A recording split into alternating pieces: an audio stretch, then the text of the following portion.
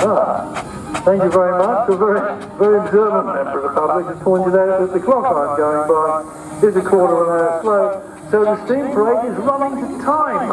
That's amazing. We've actually got steam engines running to time on the showground. What a wonderful experience this is going to be. It's been such a wonderful day here so far. Coming into the arena now is the leading engines of our steam parade.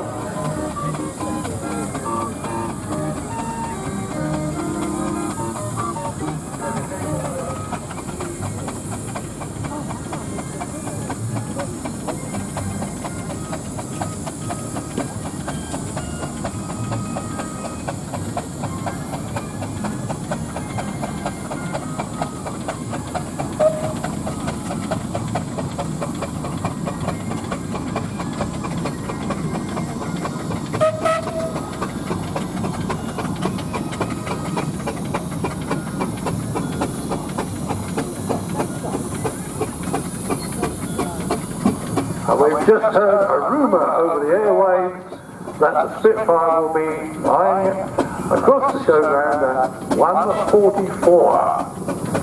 Well, I don't know whose clock that's by, but we're putting ours near enough right again there. So at 1:44 we can expect the Spitfire overhead.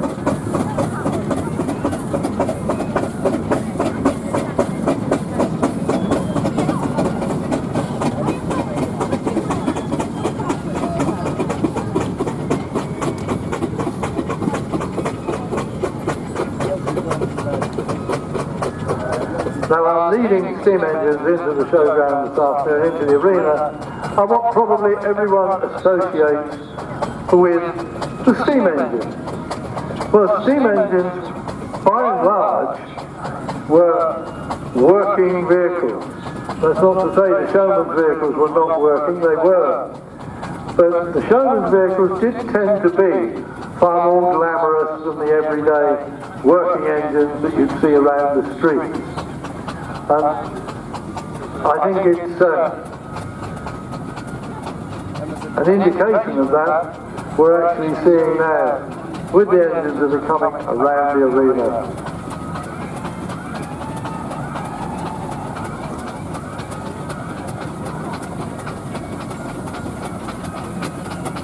Now the engine manufacturers, you'll be seeing quite a lot of manufacturers' plates as they go round on the arena, and we'll be seeing different steam engines manufactured by different firms and companies across the country. Now, not all showman's engines were barrels. They seem to have created a bit of a niche for themselves here, but here's William V coming past now, and this is what we term an 8 nominal horsepower engine. Now that doesn't mean it's an 8 horsepower the way that a Morris 8 is an 8 horsepower or a Ford 8. It's obviously a lot more powerful than that because of the work it has to do. And this is a scenic engine. This takes us back to probably the heydays of steam on the fun fair, when steam was the major motive and driving power on the showground.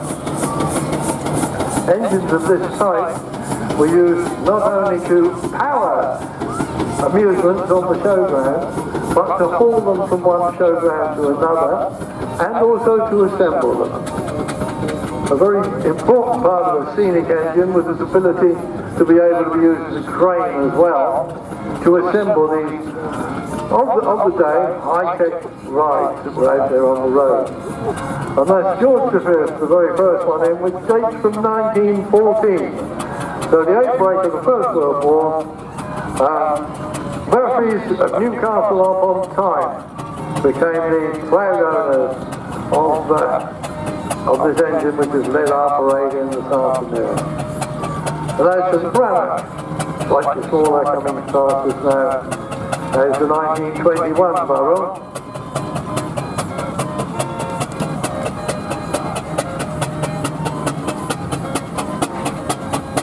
And this one's had quite an extended history around the area here, and indeed in ownership of members of the local steam society who are actually responsible for bringing this show to you. And just to continue the picture on, we're staying with Burrell, but down to a much smaller engine there, just going past us. This is a little working engine, designed really so that it can be operated by a minimal crew, but designed for local area delivery. And it would have had a box van behind it going around shops delivering, or an open cart delivering around shops, or it may have been used transporting goods between railheads, or certainly local area delivery. And this is followed by a Foden steam tractor. The idea of a steam tractor was certainly, the word tractor doesn't mean getting out on fields and ploughing. The word tractor means pulling something behind you. And here we have the Foden steam tractor that was designed either to go and haul timber or to go and haul trailers. But a splendid example of how goods were moved is the barrel now, which is coming across the commentary point at this present time with the two transport wagons on the back. This really is a beautiful photograph. Don't pass up a picture of this road train going through. It's a marvellous exhibit. These two wonderful traction wagons, beautifully presented. You might think, oh, they're railway trucks. They're far from it. But it works in a rather similar principle, because these were road trains. And this was the way goods were moved back when steam was king out there on the road. Now, rather unusually, perhaps you may think, oh, Sherman's engines ought to be maroon and yellow. Well, they didn't. Sherman painted engines whatever colour they wanted them. Claude Jessup was a name to much known down in Sussex and along the south coast there. And it was a great name in the earlier days of preservation. But from the Claude Jessup collection, I'll get something done about his teeth eventually. From the Claude Jessup collection down at Tinker's Park at Hadlow Down, and we've got this splendid little Sherman's locomotive. Now once again, back to a road haulage locomotive here. So this one's road haulage or general purpose. It's got the solid flywheel, that keeps the inertia there, so it means the engine isn't straining too hard to move anything all the time. There's plenty of power there, ready available all the time for the engine on the road.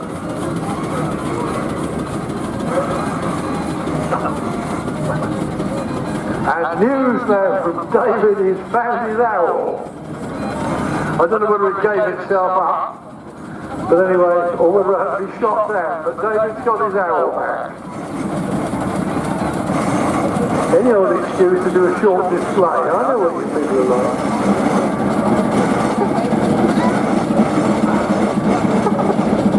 It's found its way to somebody's water bath on site. Well, it said ours were fixed, but this one was obviously showing a little bit of common sense today. It's the best way to go. Now our first road roller.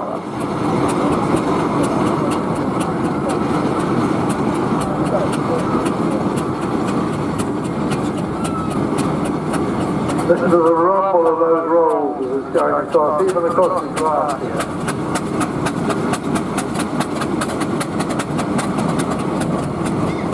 Back in the early days of steam shows, you know, we used to get up to all sorts of things, and I can remember actually being chained to a post in the middle of an arena on one occasion, while several steamrollers drove at me at full throttle from opposite directions across the arena.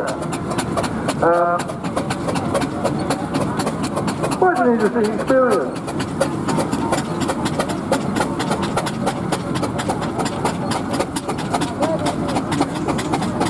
Now listen to this Burrell steamer as it's, sorry, how dare I say Burrell. Listen to this Fowler steamer as it's coming up towards us now. Just listen to that exhaust beat, the noise that you can hear, the sound from the chimney. That is working, and it's breathing fairly deeply. Rollers like this were ideal for hard-going areas. Now this one was based in Birmingham, but you'll frequently find a roller of this type of work, because Birmingham of course needed a lot of big roads and heavy rolling in a very rapid period of time at one time. And this one was actually used for road work, as you can see, because there's a scarifier mount there on the near side, so it's on the inside of the arena. There's a scarifier mount there, which is actually for ripping up road surfaces and keying in to put a new one on the top. But heavy rollers like this were very, very popular with the road laying contractors along the west coast of England, along the western counties into Cornwall and through Wales and into the Lake District and even Scotland, where there was some very awkward inclines to get up and down, and there was a roller that could really heave and haul quietly and bring to bear a tremendous amount of energy actually be able to do the work. Another beautifully presented road locomotive, and this one in the livery of a very prestigious furniture company. You can imagine that one delivering furniture around the shops in a rather smart area of the town. So underneath the sunshade, and isn't this the way to travel on a nice warm day? This is an agricultural engine, it's a working engine, it's the type of engine that would have been out there working away brilliantly, not even getting a second look out on the fields when they were working. And there's another example of the same kind, you can see the foster there and the classes.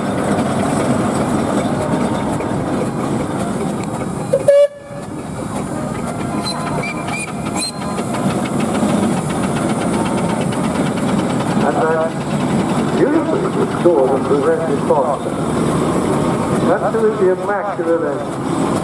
We do have some wonderful examples of restoration and preservation out here in the arena this afternoon.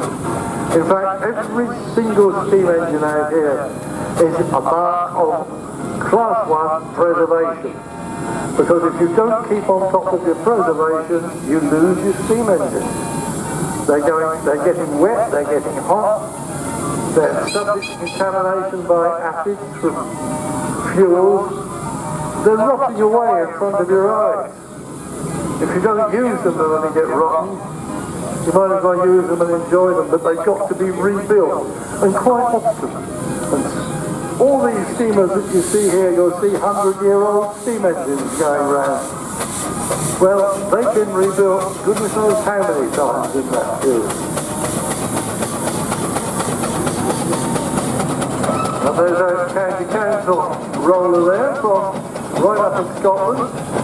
There's a tip on the slightly heavier variety of rollers that you would have found working in that area. Road locomotive again now coming past.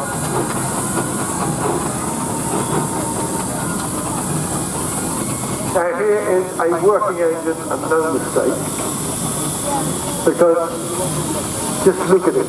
This is a business-like barrel. Yes, the showman would have had an equivalent type of engine with all sorts of bits of curly brass on it. But a barrel like this was out there to work. It was out there to haul load. Contractors will be using an engine like this. Agricultural contractors. They'd be hauling thrashing machines and living equipment and working tackle behind them from one farm to another. And then setting up the tackle and driving it from that spoke flywheel there on the side of the engine.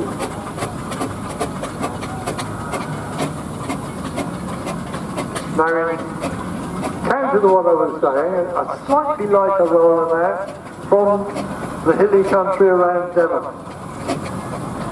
Just to show that the lighter rollers, they had their place. The last steam rollers were actually still being worked when the nuclear revolution went on in the 50s and 60s.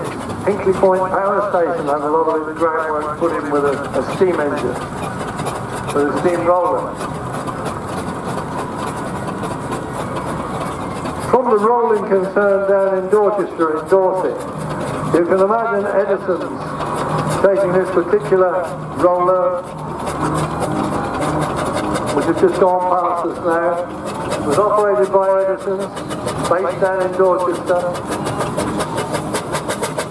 They were road-making contractors. They had their complete fleet of vehicles that would go out and build and rebuild, lay and maintain road contracts.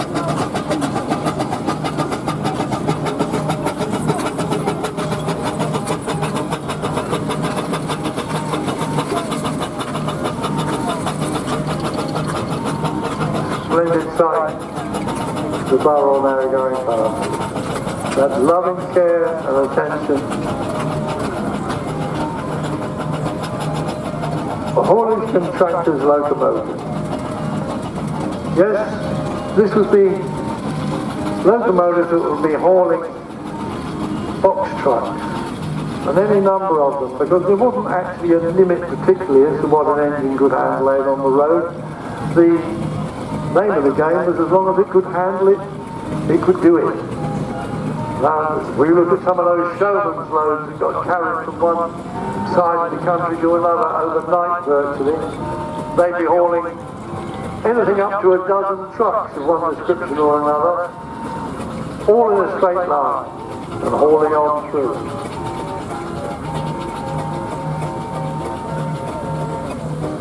So that was the contractor's locomotive right on the far corner now, just following the steam car which has made its way into the arena.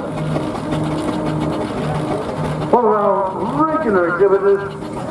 It's a local engine, it's in preservation, and it's an engine that goes out and creates a lot of pleasure for everyone around it. Across Oxfordshire and across the south of England there, and that's on the old ship. All sorts of manufacturers we've got. And now going down south a little bit into Hampshire, the Basingstoke, we come across the Wallace and Stevens engine building, and this is their advanced steamroller. This is a complete new design of steamroller. You might think all the steamroller has to do is roll up and down on the road and you come out with a nice billiard table surface. Well, you don't, because the conventional steamroller, if it's rolling tarmac, so don't forget steamrollers were produced to roll in crushed stone to start with. Tarmac was a later innovation, and the Advance was an engine that was designed in the 1920s by Wallace and Stevens at Basingstoke. It was the Wallace and Stevens Advance system, which meant that you could actually, when you got to the end of the direction you were rolling the tarmac, without any time of hanging about, what they call a dwell between gear changes, this is almost like a pre-select gearbox in its thinking. The advanced roller would come back on itself and roll across the tarmac again, and you didn't get that dwell period on the end of the change of direction, because if you dwelt on tarmac, the weight of the roller invariably sank, and you got this bumpy, ripply sensation, which in those days a smooth road was the only type of road that they wanted. Now the Sentinel steam tractor, what a wonderful piece of equipment this is. Sentinel and steam tractors of this type, timber tractors like this, and heavy haulage tractors indeed. But Sentinel's built a beautiful steam haulage tractor, and you can see there up on the back, as it goes past us, that that lovely steam-powered winch up there on the back. Now you might think, what's happened to this steam engine? It looks a bit like a modern lorry. That's because Sentinels, and they never called themselves lorries, they called themselves wagons with 2 Gs. They were built just up the road from from our centre here where we are today. If you can get it working, it's all right. They were built up there to exacting demand because Sentinels were the quality modern vehicle of the day. And if you look at this one, you can see it's on pneumatic. Now, that would mean that Jupiter was either a 1930s or afterwards produced Sentinel, or it was just before, and they'd had the wheels changed. Because before 1930, it wouldn't have been on pneumatics at all, it would have been on solid. And there goes a little steam car.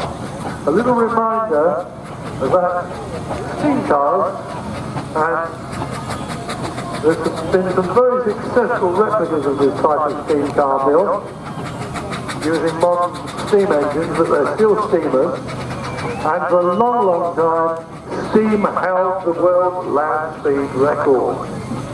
Somewhere about 125 miles an hour in a steam car. Quite good going, you know. Of course, it was the Americans that did it, because they pioneered steam car development. We never quite got to where they got to.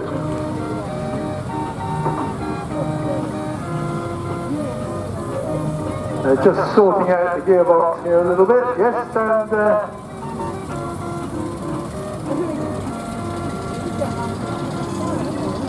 are we going to kick in?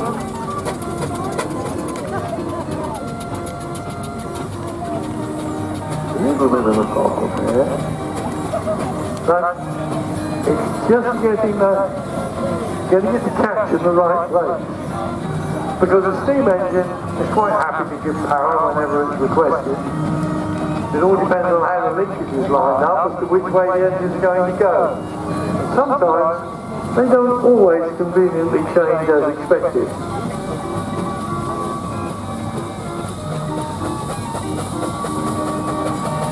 Don't forget that as accurate as steam engineering had to be, it was still very much the province of blacksmith engineering.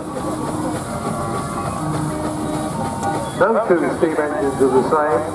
They're all built as individuals.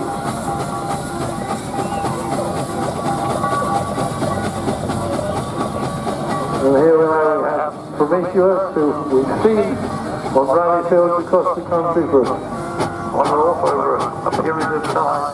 There's a nice example there of the preserved Marshall.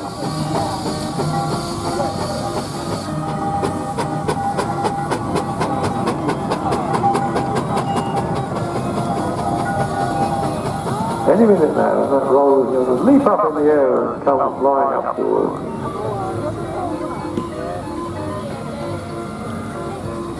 At least that's the theory.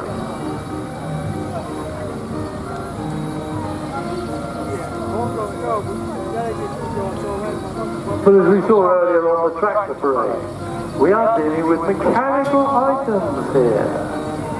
And mechanics have got a way of establishing their little bit of individuality from time to time. Especially, the steam engine really is as near as you'll get to working with a horse as anything else, because the engine development that led to the steam engines that we see here today. Another example here from an engine that would have been working around the foundries, one of Fowler's engines like this were so easily converted to crane use and all sorts of other uses because they could work. They were designed for working, and they were the type of engine that just didn't haul stuff, but they were really there for all the odd jobs about as well.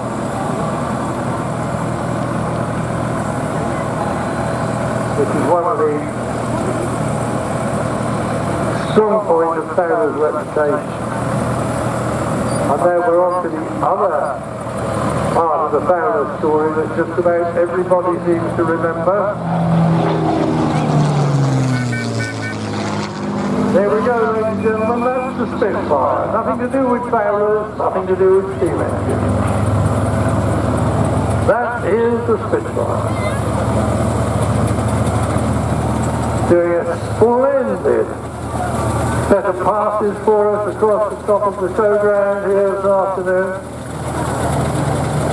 Absolutely wonderful. And just listen to that engine as he comes over the top. There's no mistaking that, is there? That's the plane that everyone associates with the Battle of Britain. It was a very, very crucial element. While underneath, on the land, John Fowler's ploughing engines were really working very, very hard during the Second World War, along with the leaf-lend tractors that we had from the United States, the ploughing engines like this that were driving agriculture. Absolutely marvellous.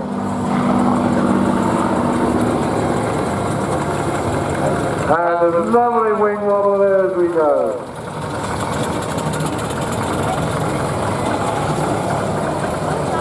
Well, I hope you've all got your photographs of the Spitfire. Absolutely spectacular flyover there. Right at the right time really, because it showed Britain above and below. When the steam was working on the home front with the Fowler ploughing engines, and the Spitfire was up above them, trying to stop agriculture being interfered with and the life of the country being disrupted by aerial bombardment.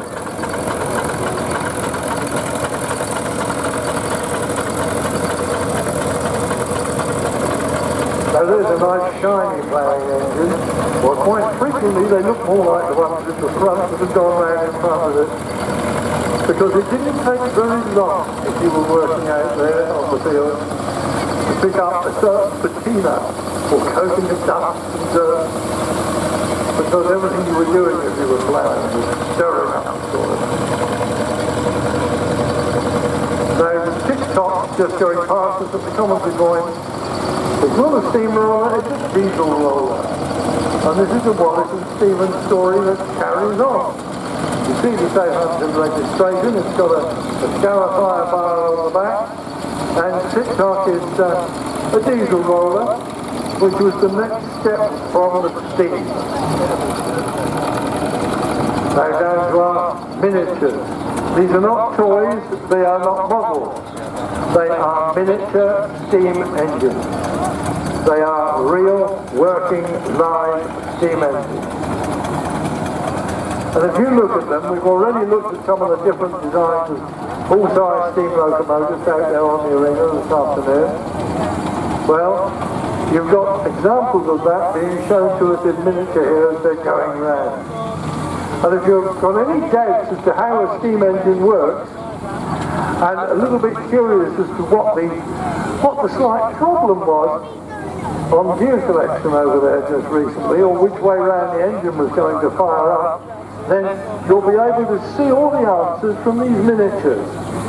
Because these miniatures are real live steam, they're exactly the same as the large engines, they're built to the same specifications, they work exactly the same way, and it doesn't matter whether they're half size or even smaller. Examples of several sizes of scale we've got actually going past us now across the arena.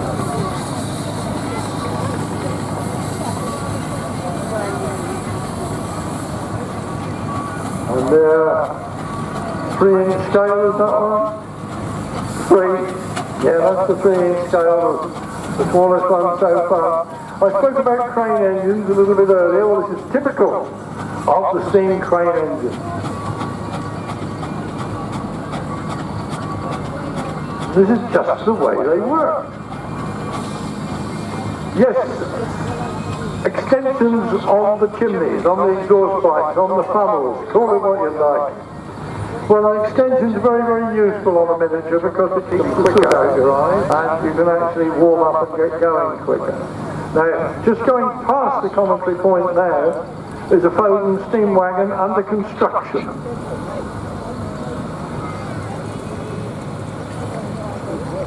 And here's one we made earlier. So that's what it's going to look like in a minute.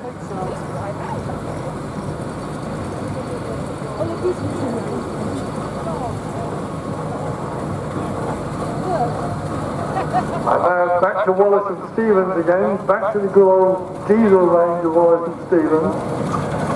And this is very, very much an as-found Wallace and Stevens diesel advance. What a wonderful example again. This is larger than TikTok. Slightly heavier roller. And designed for a longer day's work.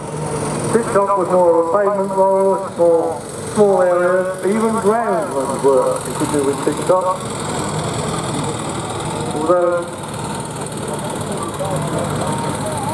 But here we have the road rolling and road laying, the slightly larger advance. As I said, we go backwards and forwards, but in as-found condition. This is a restoration project waiting to happen.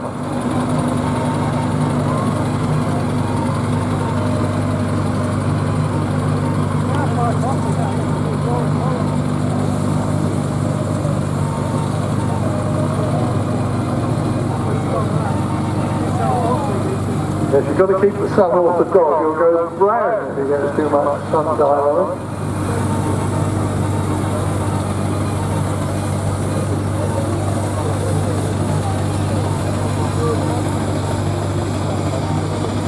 Now our miniatures are going round to line up.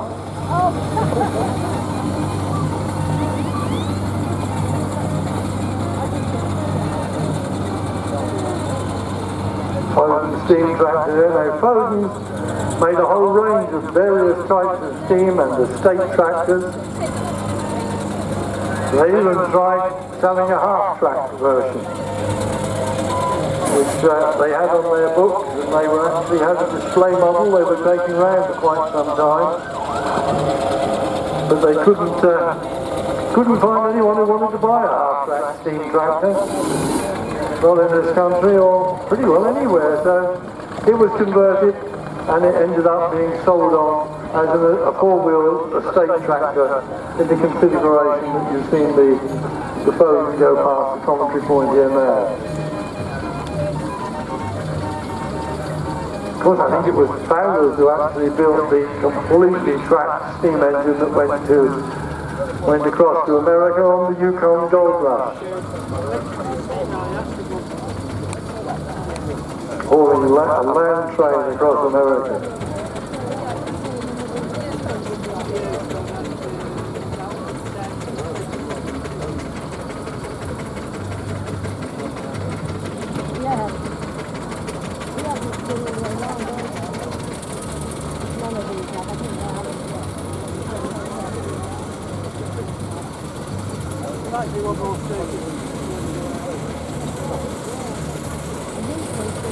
So they're all moving into position now. You can see they're picking up more favourite areas of the angle on the field there, the gradient. After the first low, the others are sorting themselves out, so they get the water where they want it on the boiling.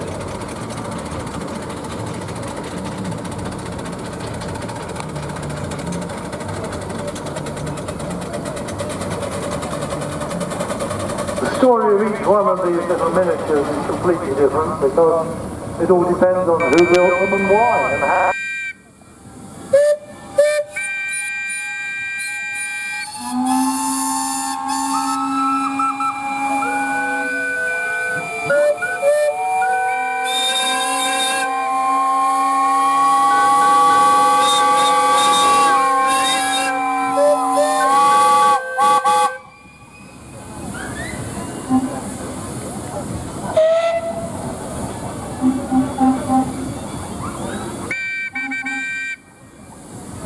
Well, I think we've worked out who had the last one.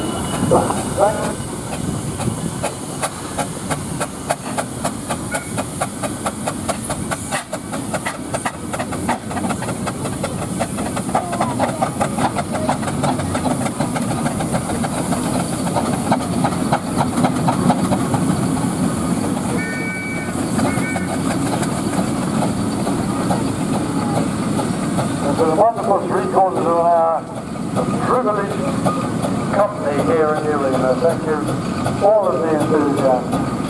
And as I was saying earlier, this is a family engagement. This hobby is not just the boys with the toys, Dad with his little, whatever it is in the garage.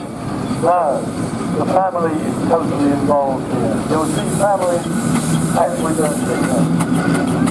It's impossible. If you've got a steam engine in the family, it's like having a Great Dane or a car, or the auto is there. You can't ignore it. And it's part of that family. Thank you for sharing your life this afternoon.